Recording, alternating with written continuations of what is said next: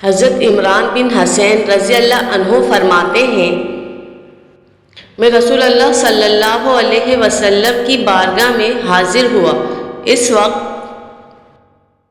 میرے بازو پر زرد رنگ کا ایک دھاگا بندھا ہوا تھا۔ آپ صلی اللہ علیہ وسلم نے پوچھا، یہ کیا ہے؟ میں نے کہا، یہ میں نے کمزوری کی وجہ سے باندھا ہوا ہے۔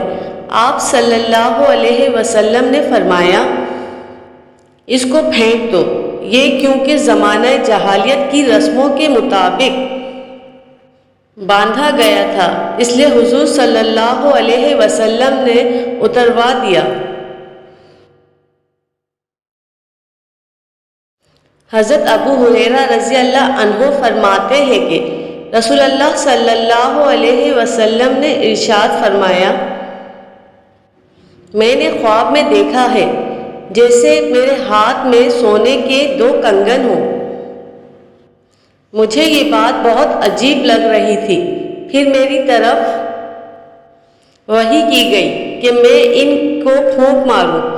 میں نے پھونک ماری تو وہ دونوں اڑ گئے۔ میں نے اس کی تعبیر یہ نکالی ہے کہ یہ 2 کذاب ہوں گے جو میرے بعد نبوت کا دعویٰ کریں گے۔ آپ صلی اللہ علیہ وسلم نے فرمایا، ان میں سے ایک مسلمہ ہے یمامہ والا اور دوسرا ادنی ہے انسا والا۔ یہ حدیث امام بخاری رحمۃ اللہ علیہ اور امام مسلم رحمۃ اللہ علیہ کے معیار کے مطابق صحیح ہے۔